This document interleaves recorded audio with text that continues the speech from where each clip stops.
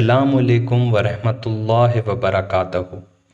میرے پیارے پیارے بھائیوں، بہنوں، بزرگوں اور دوستوں، امید ہے آپ سب خیریت سے ہوں گے۔ مجھ سے بہت سارے بھائی بہنوں نے دوبیلا فوڑا پر اور منافقین صحابہ والی حدیث پر ویڈیو بنانے کے لیے کہا ہے۔ اپنی بات شروع کرنے اور صحیح حدیث بیان کرنے سے پہلے میں قرآن پاک کی ایک آیت اور مولوی صاحب کے پھیلائے جھوٹ پر بات کرنا چاہوں گا۔ قرآن میں اللہ رب العزت نے خود فرما دیا، بسم اللہ الرحمن الرحیم، لا یستوی اصحاب النار و اصحاب الجنہ، اصحاب الجنتی هم الفائزون، یعنی اصحاب جنت اور اصحاب جہنم ایک جیسے نہیں ہو سکتے۔ اصحاب جنت وہی ہیں جو کامیاب ہونے والے ہیں۔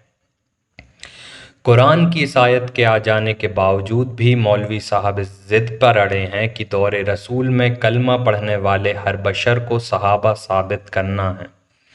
اور پھر سارے صحاباؤں کو حق پر ثابت کرتے ہوئے رضی اللہ ثابت کرنا ہے۔ وہ بات الگ ہے کہ میدان کربلا میں زیادہ تر صحاباؤں کے بچے اور تابعین یزید پلید کی طرف سے حق حسین علیہ السلام سے جنگ کرتے نظر آئے۔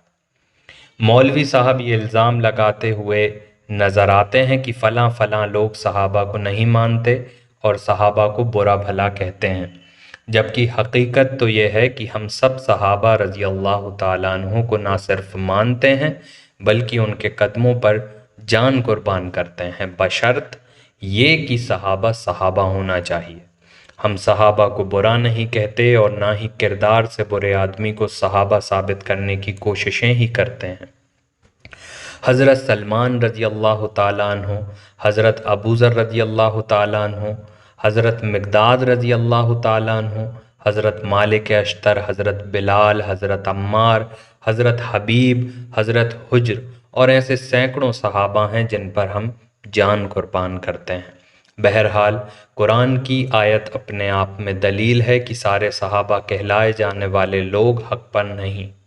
اب بات کرتے ہیں اس دوبیلا فوڑا والی حدیث کی جس میں منافقین صحاباؤں کا ذکر ہے۔ آپ سب سے گزارش ہے کہ جو پہلی بار چینل پر آئے ہیں وہ سبسکرائب کر لیں اور بیل آئیکن پر کلک کر کے آل نوٹیفیکیشن آن کر لیں تاکہ آپ کو ہمارے اپڈیٹس ملتے رہیں۔ صحاح ستہ کی معتبر کتاب صحیح مسلم میں حدیث موجود ہے۔ اسود بن عمار نے کہا، ہمیں شعبہ بن حجاج نے قتادہ سے حدیث بیان کی اور انہوں نے ابو نضرہ سے اور انہوں نے قیس بن عباد سے روایت کی۔ انہوں نے کہا، میں نے حضرت عمار رضی اللہ عنہ سے کہا، آپ نے اپنے اس کام پر غور کیا جو آپ نے حضرت علی علیہ السلام کے معاملے میں کیا ہے،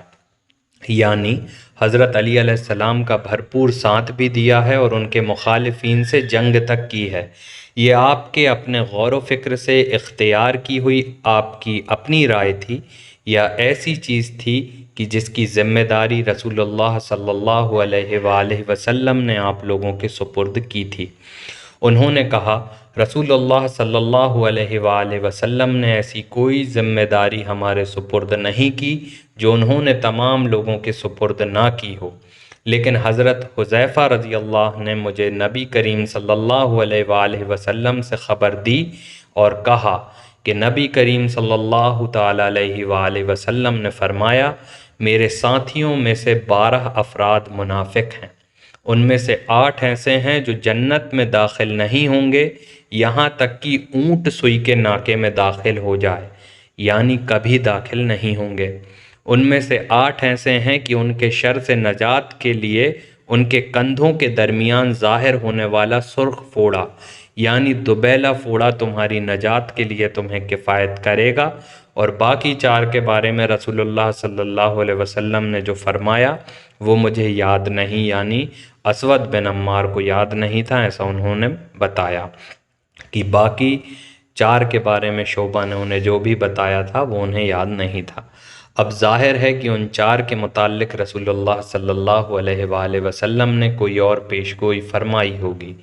ایک بات اور یاد رکھیں کہ رسول اللہ صلی اللہ علیہ وآلہ وسلم نے کئی دفعہ لوگوں کی بھیڑ کے بیچ ارشاد فرمایا ہے کہ میرے صحاباؤں کی تعظیم کرو کہ یہ تم میں سب سے بڑھ کر ہیں۔ مطلب صاف ہے کہ رسول اللہ صلی اللہ علیہ وآلہ وسلم نے جنہیں یہ نصیحت کی وہ ان کے ہی دور میں ایمان قبول کر چکے افراد تھے، جو رسول اللہ صلی اللہ علیہ وآلہ وسلم سے ملاقات بھی کرتے تھے اور آپ کی باتوں کو سنتے بھی تھے، اور ان سے صحاباؤں کی تعظیم کی بات کہنا یہ ثابت کرنے کافی ہے کہ ان میں سے کچھ ہی صحابہ تھے، سارے نہیں۔ جاتے جاتے اہل بیت علیہ السلام کی شان میں یہ کہوں گا کہ صحابہ رضی اللہ تعالیٰ عنہ کی بھی نماز تب تک مکمل نہیں ہوگی جب تک رسول و آل رسول پر درود و سلام نہ بھیج دیں، اور صحابہ رضی اللہ کا ایمان بھی تب تک قبول ہو ہی نہیں سکتا جب تک وہ مودت اہل بیت علیہ السلام سے سرشار نہ ہو جائیں۔ اور بے شک حقیقی صحابہ رضی اللہ کا راستہ یعنی قرآن و اہل بیت علیہ السلام کو تھام کر اللہ کی عبادت اور دین کی محنت کرنا ہی حقیقی راہ ہے۔ صلوات محمد و آل محمد پر، اللہم صلی علی محمد و علی آل محمد۔ اللہ حافظ۔